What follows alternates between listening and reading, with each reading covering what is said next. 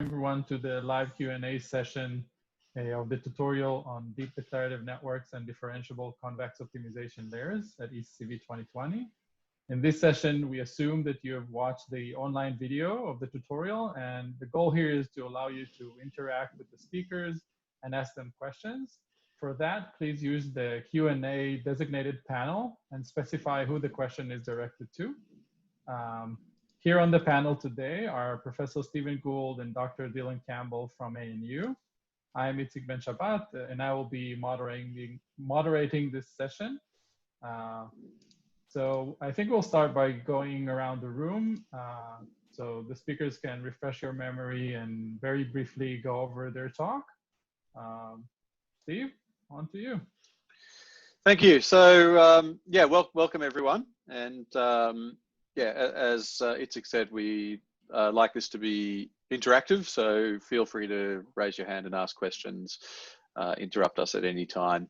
I think that way we'll all get the most value out of this. So I just wanted to spend a couple of minutes, I guess, going over the sort of foundational background and reasons for or concepts that lead into deep declarative networks and differentiable optimization. So I think as everybody sort of is aware of, neural networks or deep networks can be thought of as computation graphs. So we have this graph structure, and typically we talk about layers, but you could just think about computation as happening within nodes in a graph.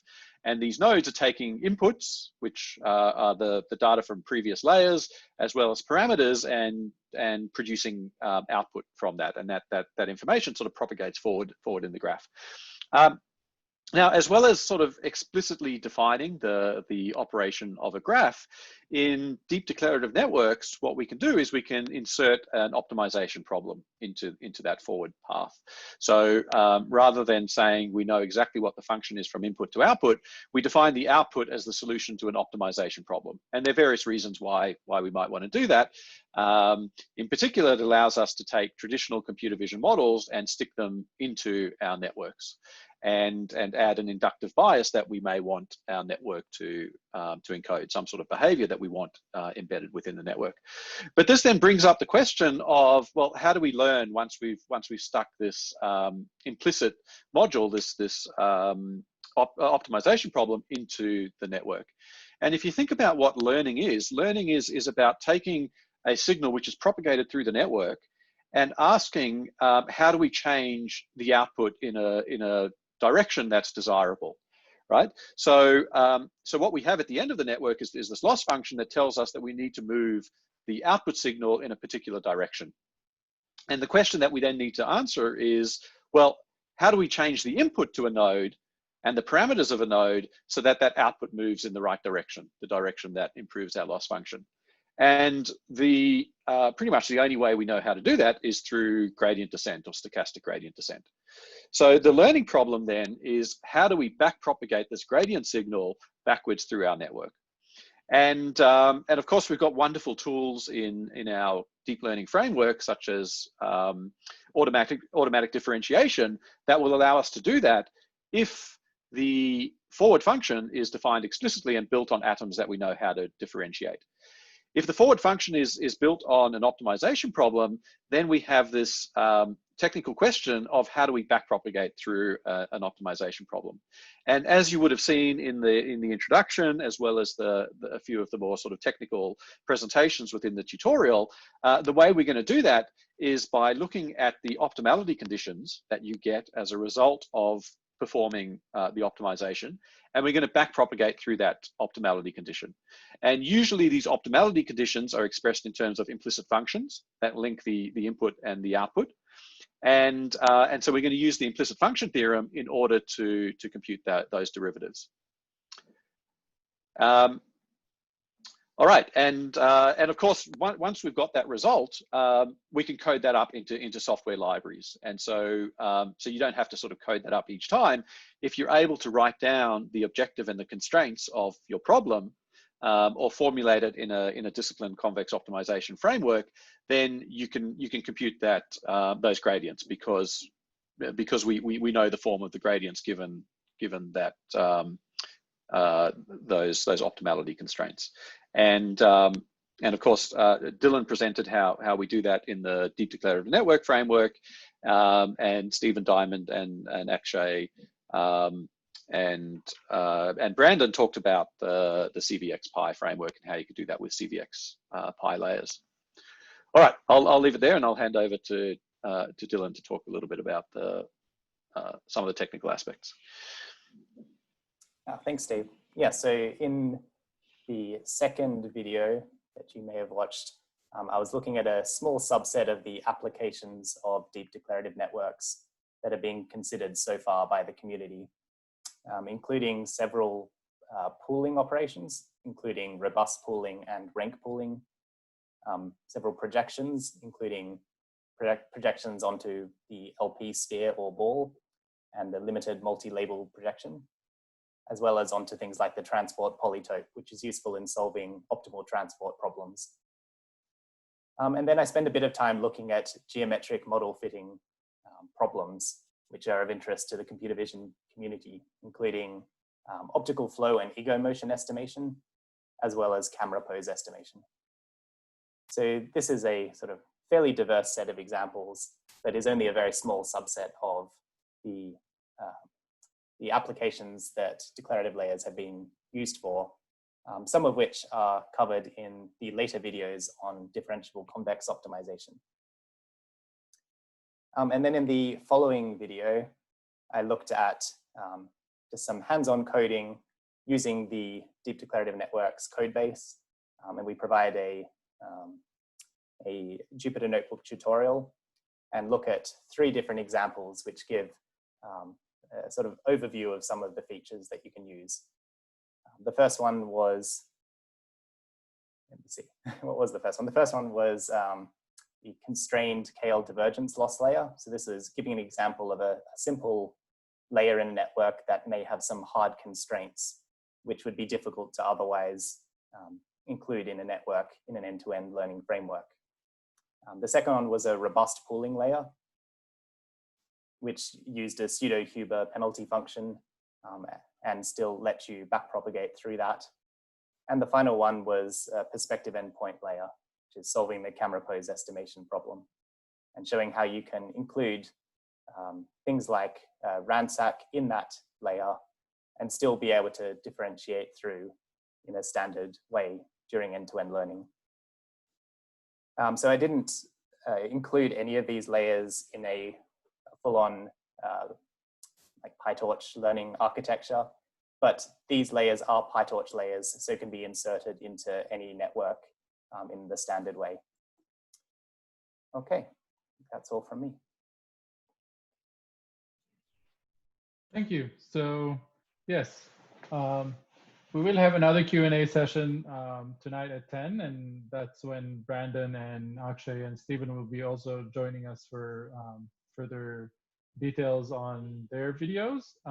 So this is the time for us to take questions from the audience. So feel free to pop those questions to the Q&A panel down below, and we'll take them one by one. Okay, we just see.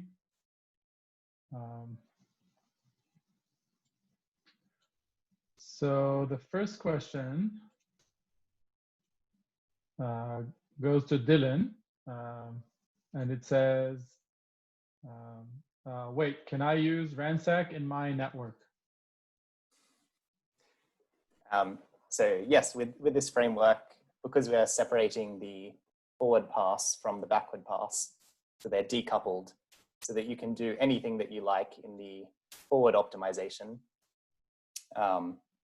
That as long as you're optimizing the twice differentiable objective function, you can still compute the exact derivatives that take you from the output to the input variables. So this is different. There are different use cases here than you would have in something like the convex optimization problems that you would see in the later videos, because obviously they have a single global optimum. But in many computer vision problems, your objective functions have many local optima. And so using things like ransack is going to be quite useful in the toolbox. And so being able to have these algorithms in the forward pass, but not have to backpropagate through every single step of them in the backward pass is what makes this quite a powerful framework. Okay, thank you, Dylan, for that answer. If anybody just joined us, then you can pop your questions in the Q&A section below. Moving on to the next question. I guess this one you can both take. Do I need to find the global optimum in every forward pass?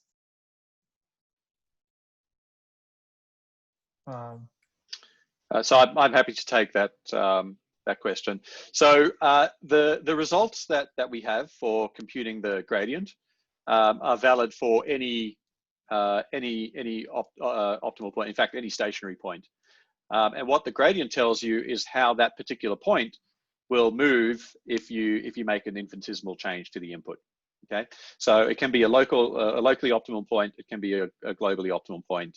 The gradient is valid for that point.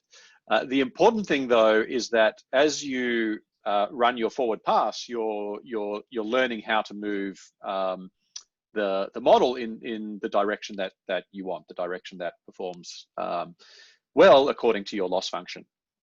And so as you go through this forward pass, you want to be consistent in the solution that you find. So you can come up with these pathological cases where you have, for example, two different minima to your objective, and if you switch between these two different objectives on each iteration through the forward pass, you may be moving your model in two different directions, in competing directions, and so you sort of get stuck.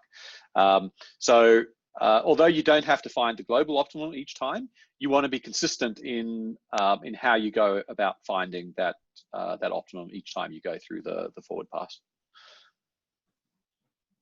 I might add, like if you do have an efficient solver that does find the optimum, that is probably the best case. So if you have something like a good PNP solver, which will find a good solution, then that would be the one that you would want to use. But otherwise, as long as you are able to get a good enough solution most of the time, in stochastic gradient descent, that should be sufficient.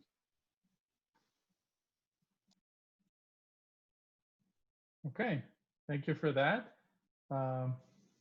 I'll just want to remind the attendees that if you have any questions, you should pop them in the Q&A section below. And moving on to the next question. This one is for Dylan. So it's about the differentiability of the objective function. So does the objective function really have to be twice differentiable at the optimum? It's a good question. So not particularly. So a lot of the theory does require twice differentiability at the optimum, but in practice, there are a lot of situations where you can just compute a subgradient at that point. So an example of this would be projection onto the positive orphant, which is equivalent to what the ReLU is doing. And in PyTorch, you can backpropagate through a ReLU. So there is no reason why you can't backpropagate through a similar thing in a deep declarative network. So I guess the idea is you just need to have a direction in which to head. And it doesn't matter if it's a unique direction or not. Do you have anything to add to that, Steve? So the only thing I'll say is that there are cases where you don't have a well-defined derivative everywhere, and then that's a problem. So for example, if you take a linear program, right? So a linear objective, linear inequality constraints and linear equality constraints, then that problem doesn't have a well-defined gradient, right? So your solution is going to be at the corner of a polyhedron. And as you move the input, let's say you're changing the direction of the objective function, the solution is going to jump from one corner to another, right? So you're going to have this big jump, and so that's sort of where the theory falls down. Now people have come up with ways of getting around this, where you can smooth over those corners. You can add a proximal term, which will give you a slight slight quadratic, but you're resorting to a heuristic at that point rather than an exact gradient. As Dylan says, though, in most cases, if you happen to fall on one of these non-differentiable points, but a lot of the time your solution is differentiable around the optimum, it's not going to matter because you're running stochastic gradient descent and you're going to find a downhill direction anyway. Okay, thank you. Moving on to the next question. Thanks for the great work. This question is by Lei Wang. Thank you for the great work. So if the declarative layer is a convex optimization problem, the software package CVXPy will be the proper one to use to train this DDN model?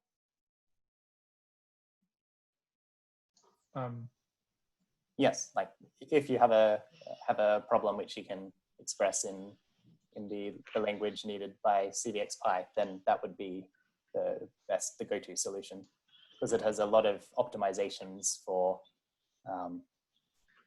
solving some of the matrices which may have some sparsity patterns, and it is able to do sensible things with those so that the computations are quite efficient. So for convex problems, most of the time, I would probably go for CVXPy, unless you have a problem which you know the gradients for and you know the structure, and you could code it yourself in that case.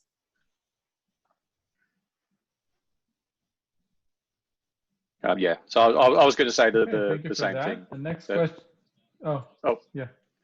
No, so I was just going to add to that, to Dylan's answer that, yeah, absolutely for prototyping and testing things out, you want to use one of these general packages because it's going to be the fastest way to get your model up and running. But once you've done that, if there is sort of special structure that you can exploit in your problem, or there are specialized solvers that you can use for your problem, then you should use those. And importantly, as we sort of mentioned a couple of times already, you can decouple the forward and the backward pass. So you can have a very highly optimized solver for the forward pass, and then you can write your own gradient routine in the backward pass. And that's fine, right? You don't have to have the implementation of the forward pass follow the implementation, or the implementation of the backward pass follow the implementation of the forward pass, as long as they're solving the same problem.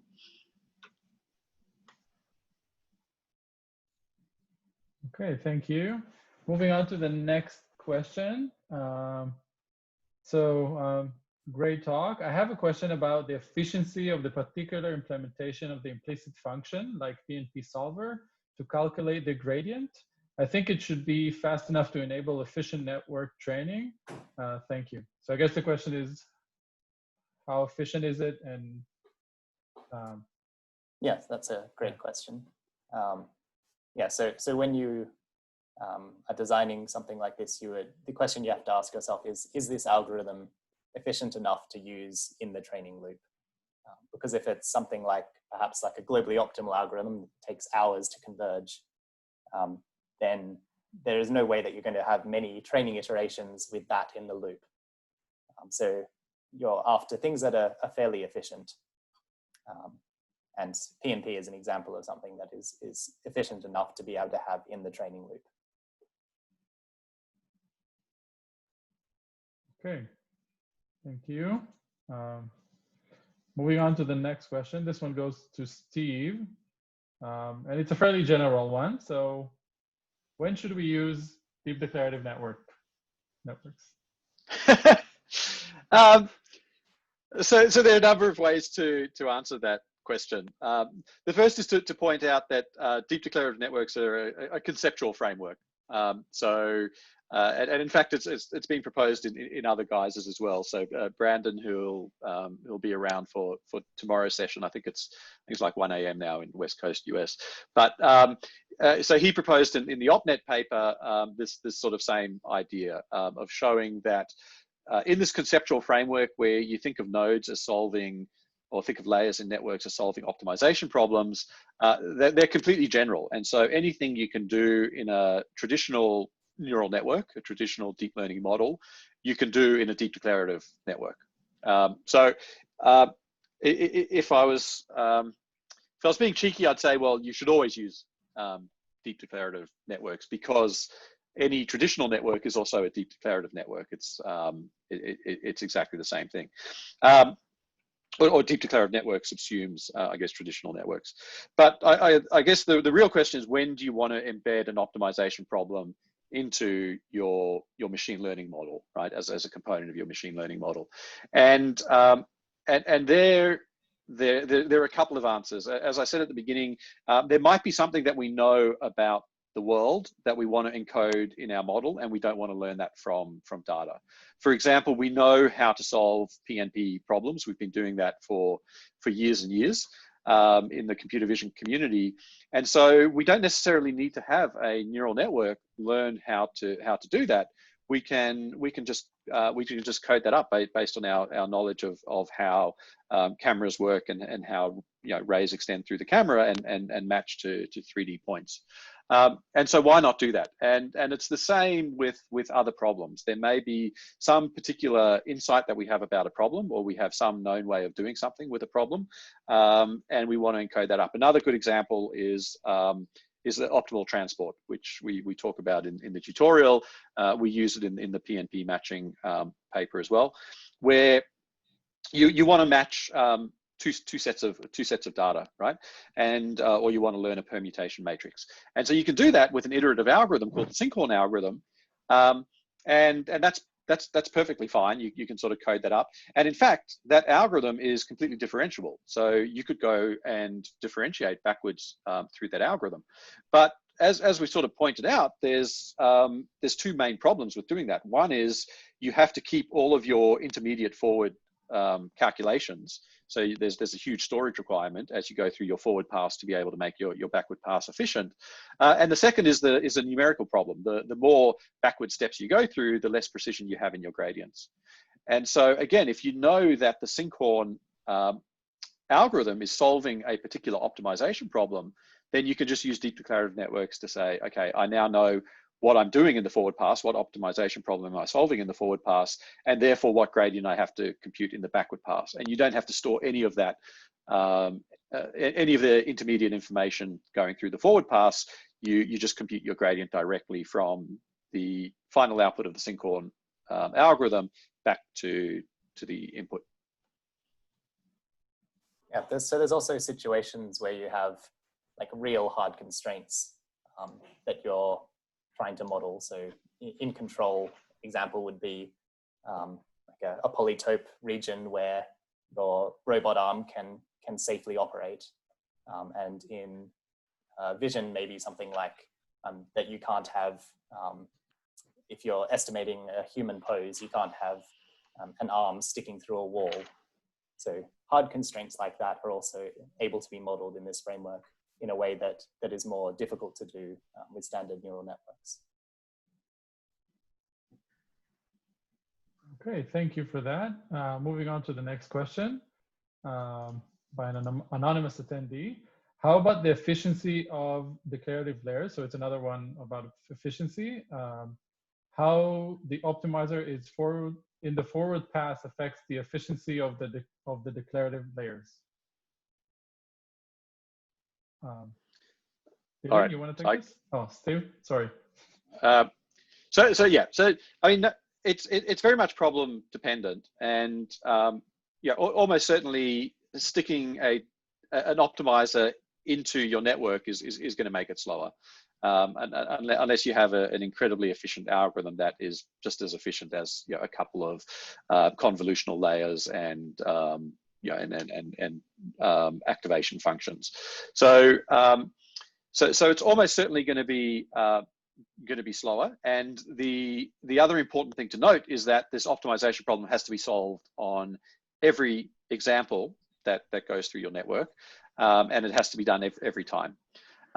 So there is this trade-off of if you can model your problem, this optimization problem that you're trying to solve, as a sequence of traditional neural network layers, and you're comfortable giving up that guarantee of optimality and just hoping that your neural network learns the right thing, even on unseen data, then you're going to get a speed performance by going with a traditional network. But if you do have these real hard constraints, or you do have this knowledge of the problem that you want to embed in your model, and perhaps you don't have enough training data to learn that model, or you need to guarantee that that model's behavior is correct at test time, then you might be happy to make that trade-off and have a network that's a little bit slower in the forward pass, but is doing the thing that you want it to do. I should note that in the backward pass, it's potentially faster. So again, going back to the example of the Sinkhorn algorithm, if you have to backpropagate through the Sinkhorn, through an unrolling of the Sinkhorn algorithm, you're potentially doing more operations in the backward pass than you would by implicit differentiation on the optimality conditions that you get from running Sinkhorn. Yeah, and a lot of networks currently do essentially unroll optimization in the similar way to what Steve was talking about with Sinkhorn. And so if it's helpful for those networks, then it's not going to be any slower to do it by solving it as an optimization problem and using a declarative approach to computing the backprop gradient. So if you have an objective function that you know about and you can define it, and it possibly may be parameterized by some learned variables, then it can be useful to use this approach. Okay, thank you. So now moving on to the next question, another one by Lane. Could you make some comments on the case that the optimization problem is not convex or even non-differentiable? What are the general approaches to deal with this situation in DDN currently? I guess this one goes to Steve. Okay, so if the problem is non-convex but smooth, then as long as you're able to find a local optimum, you can backpropagate. You can use the theory that we've presented and backpropagate. All that you require is that the optimality conditions are satisfied. So if this was an unconstrained problem, the only thing that you would require is that you have found a point where the gradient vanishes at that point, right? So it's a local optimum. You have zero gradient at that point. You can write down the optimality conditions, and you can compute the gradient of how that point would move as you vary the input. If you have something that's non-differentiable, then you start running into problems, because then your gradient isn't even well defined, right? Now the question becomes, how differentiable is your function? If it's something like a ReLU, right? So we already have, within traditional deep learning models, we have non-differentiable functions, and we're able to work with them just fine. So if there's a countable number of points, like so a zero measure set of points where the function's not differentiable, then it doesn't really matter. You're running stochastic gradient descent, and you can either just wiggle to move off that non-differentiable point, or your next iteration of stochastic gradient descent, it's highly unlikely you hit that non-differentiable point. If your function is not differentiable because you have this massive plateau, then your gradient isn't well defined anyway, and then you can sort of start running into technical problems where you've effectively hit a plateau, and learning gets stuck because you're unable to move away from that. So I guess the short answer for dealing with non-differentiability is the same way that you deal with non-differentiability in traditional neural networks, where you either wiggle around that point, which stochastic gradient descent will give you for free, right? The next iteration, you won't hit that non-differentiable point, or you just try to find a descent direction that will keep you moving. It's not a true gradient, but it is a downhill direction. Okay, thank you. Moving on to our next question now. To all of you that joined a little bit late, I want to remind you that you can pop your questions in the Q&A section. We'll be answering them one by one. So the next question is, how does it compare to the work on learning to optimize or unrolled optimization. Dylan, you want to take this one? Yeah, sure.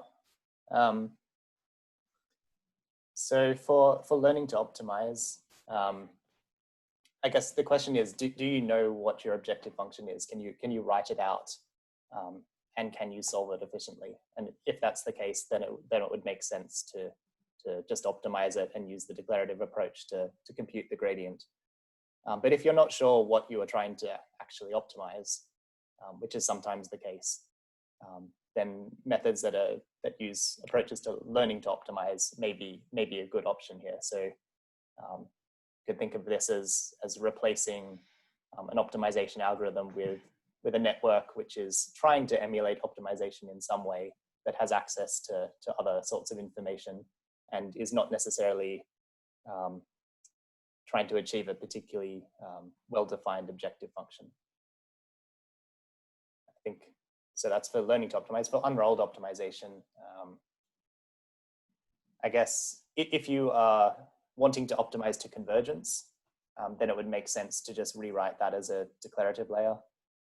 But if you only want to take a few gradient steps, like 1 or 2, then unrolled optimization would work well in that situation. For declarative layers, you do have to optimize to convergence, which in some cases may not be necessary.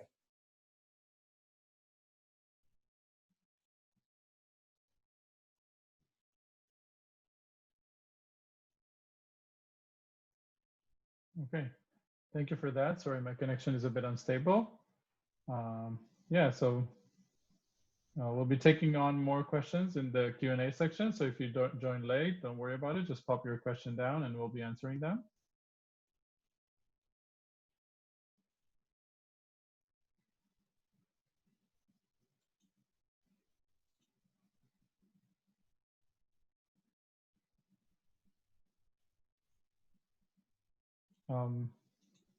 Yeah, I have a question. So do you have any examples for cases where using DDN will not work? So when is it not the right solution? Where is it not the right way to go? I'll give that one to Steve. All right, thanks, Yizhak. Okay, so there are a few theoretical questions that we still don't have good answers for. I mean, deep declarative networks, differentiable optimization is a very new field. It's yeah, maybe people have been thinking about this for 5 or so years, but it's only really in the last year or so that we've started to see tools come out and problems that make use of deep declarative networks, and I think we're going to start to see more of that. So we'll be able to explore what's possible and what's not. One thing that we don't know how to deal with yet is discrete optimization problems, right? So if you're trying to solve a discrete optimization problem, you can certainly do that in the forward pass. There's no problem with doing that, but there is no notion of a gradient in the backward pass. And so so there's some work on looking at how do you approximate discrete optimization problems with continuous ones. How do you average over discrete optimization problems? So compute expectations over randomizing the input to those problems to try to get a handle on descent directions and so on. So I guess that's one instance when you may not want to use deep declarative networks. The other time is if you don't necessarily have a theory or a reason for why you would put a particular objective or constraints into your network.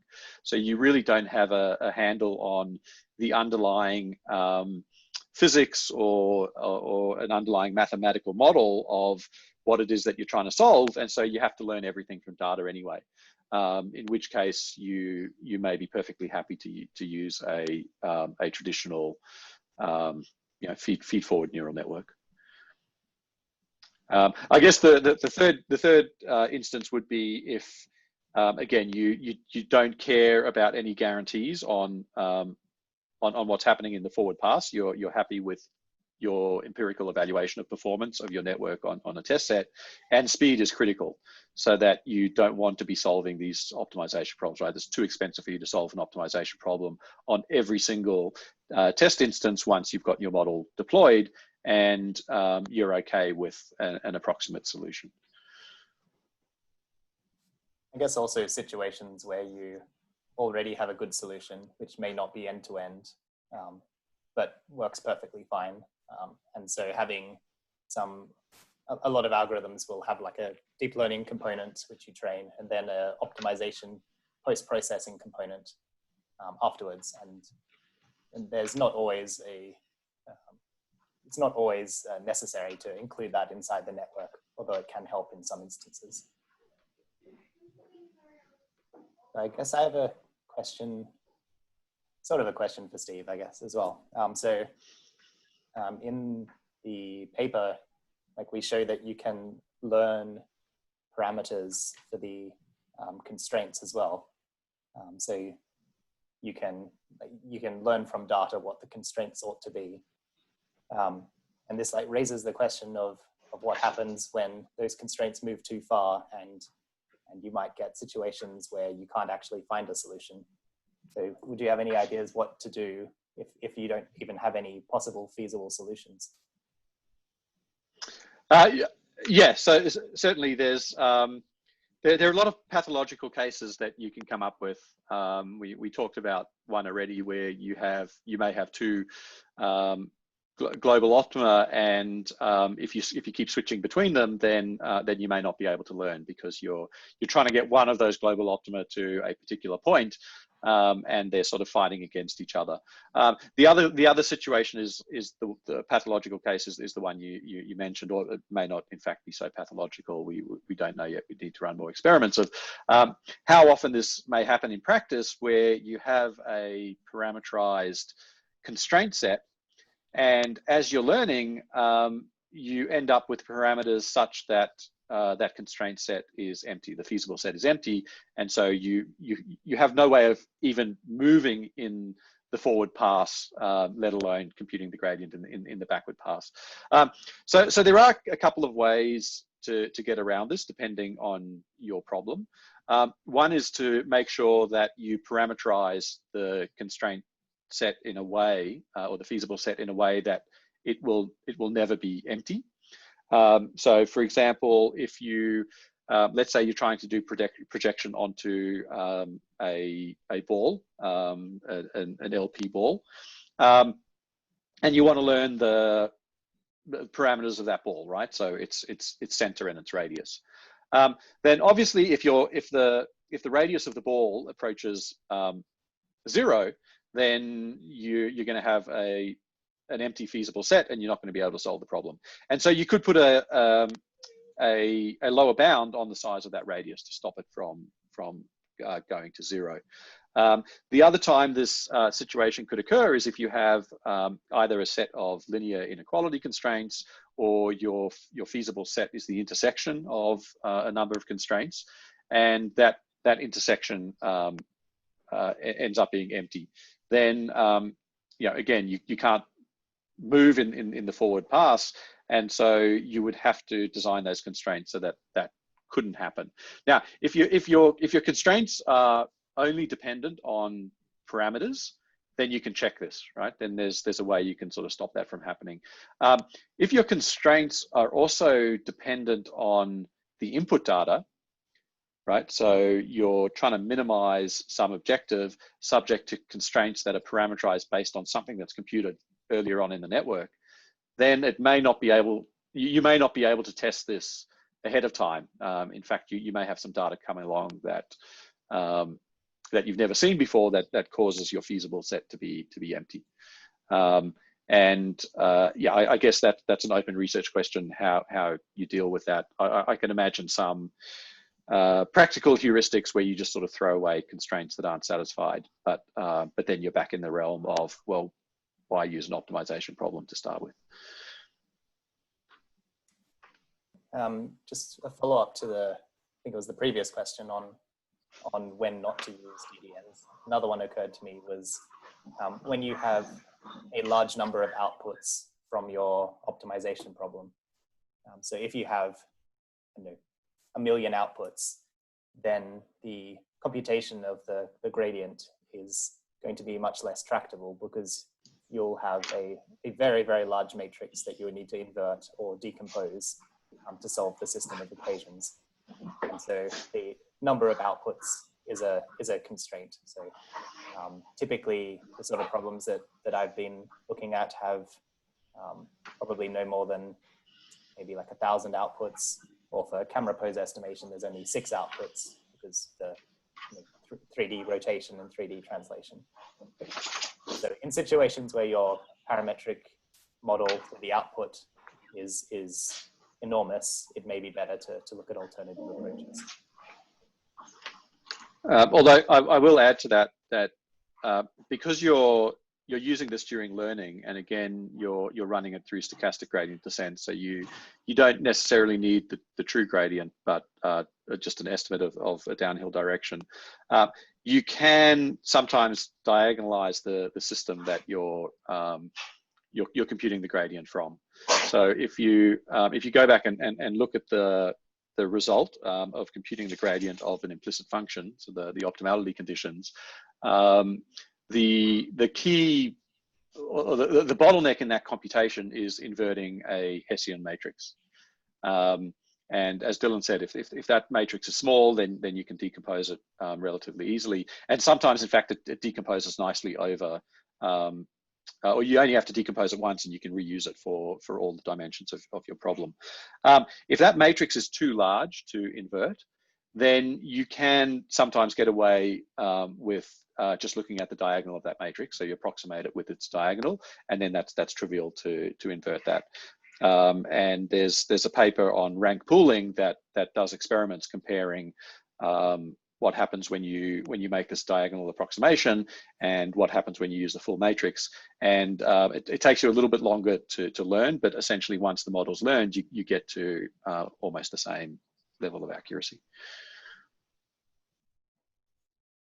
Okay, so I'm a bit mindful of the time, so we have time for, I think, maybe 2 more questions. So feel free to pop them in the Q&A section now. And the next question is from Simon Noor. Sorry if I'm mispronouncing your name.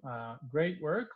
Was DNN used previously for any image or video classification tasks? If yes, how was its performance? I guess this one goes to Dylan, because yours was about applications. I think it could possibly go to Steve, because he was just talking about rank pooling. So this might be a good opportunity. Okay. Sure, Steve. Yeah, so I mean, if you look at ideas in deep declarative networks, they you can sort of trace them back over to, well, in fact, you can trace them all the way back to Dini in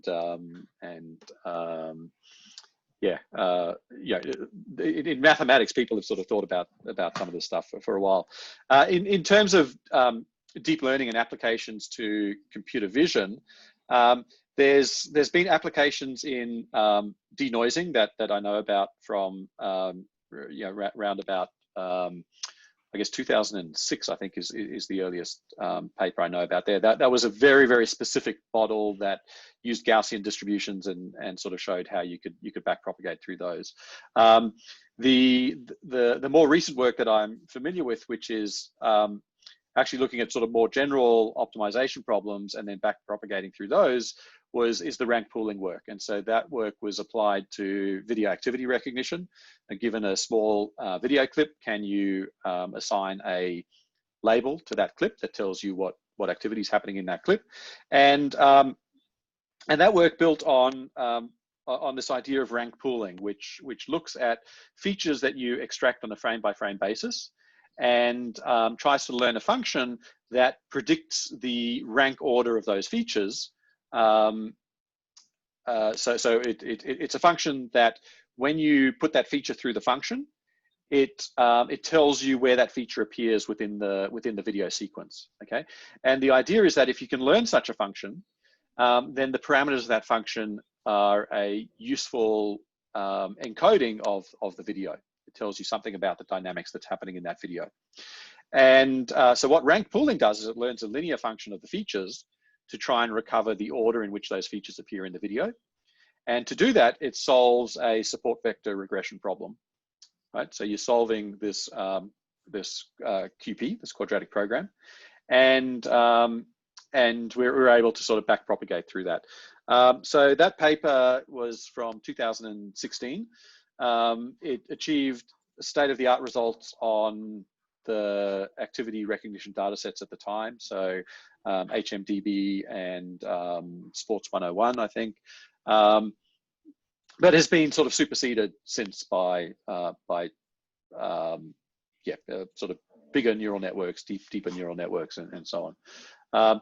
So yeah, I guess if it might be an opportunity to sort of revisit deep declarative networks now for things like activity recognition, but certainly, as in all of deep learning, it's sort of an arms race when you're looking at empirical performance on particular problems. But yeah, there have been sort of DDNs used for solving computer vision problems and getting state-of-the-art results. I guess the other thing to mention is Dylan's paper at ECCV on doing the solving the blind PNP problem, where it achieves results that are state-of-the-art, and in fact, if you compare it to an optimal method, which you could allow to run for much longer and find the global optimum, but if you limit that method to only having a limited computation bound, so you give it sort of 30 seconds to run, then the deep declarative networks approach far outperforms that method as well. Okay, thank you. We have maybe time for just one last question. So feel free to pop it in the Q&A.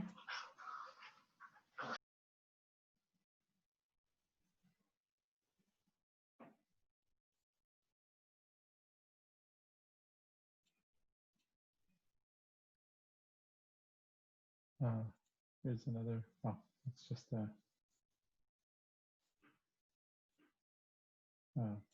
so that was just a thank you. Okay.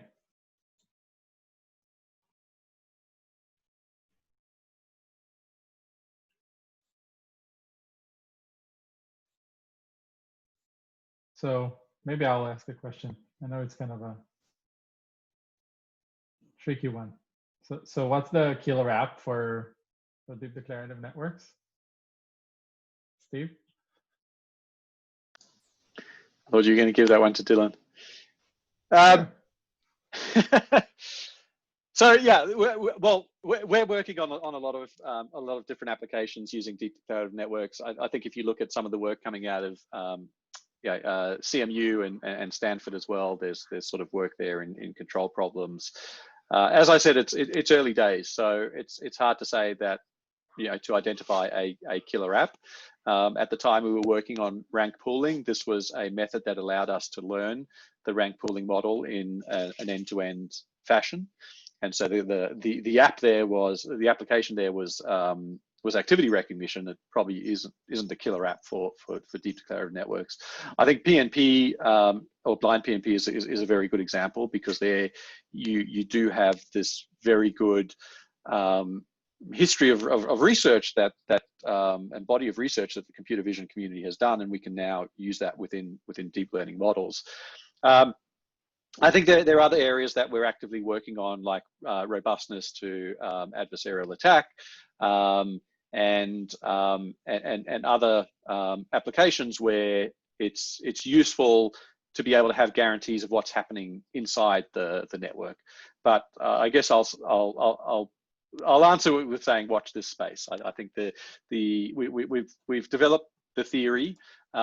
We've got some nice software packages now, so CVX Pi layers and the DDN package, and I'll sort of throw that out to the community to start using those packages and find the killer app for us. I think for me, because I've got like a geometry background, then situations where you have sort of geometric model fitting situations, which come up all the time in computer vision, are the ones where I think we're going to find the biggest impact for deep declarative networks, at least in the computer vision community. Because we already have a lot of very efficient algorithms to solve a lot of problems, such as like relative camera pose, absolute camera pose, bundle adjustment. All of these things have been studied quite extensively, and we have some efficient variants of these as well. But I think the other application domain that's pretty exciting at the moment is in control, because you have situations where you have very obvious constraints that you need to impose or possibly learn. And in these situations, I think this kind of approach is very useful.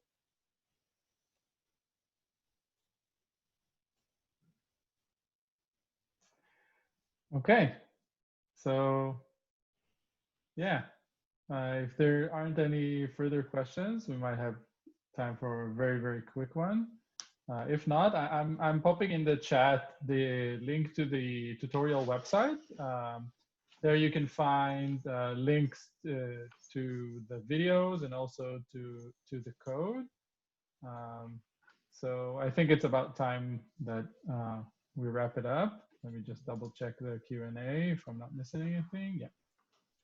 Yeah. Okay, so if you have any further questions, there is another Q&A session tonight at 10 p.m. This session was recorded and will be available on the ECCV website at a later stage. I would like to thank the speakers and co-organizers again. So thanks, Steve and Dylan. And I guess this concludes the Q&A session, and I'll see you all soon. I guess we'll add that we're happy to receive emails as well. So you can find us on the tutorial website if you have further questions. Yeah, either come to the session later tonight, tomorrow morning for me, or email us. Thank you very much for coming. One last question. Do we want to take that one last question? Yeah, we have like 3 minutes left. Let's do it. Can you recommend some reading material to better understand the functionality of DDNs?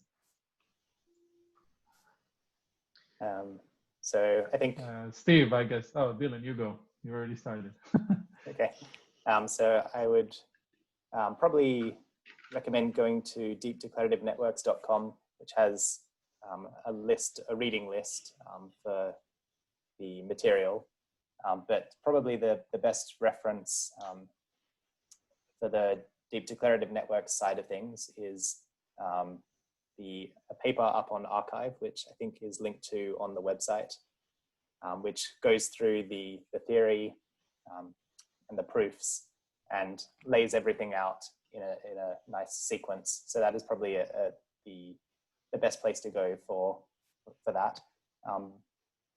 And for the CVX material, there's a whole body of work there, which we also have at that website, which walks you through the different techniques that they've used.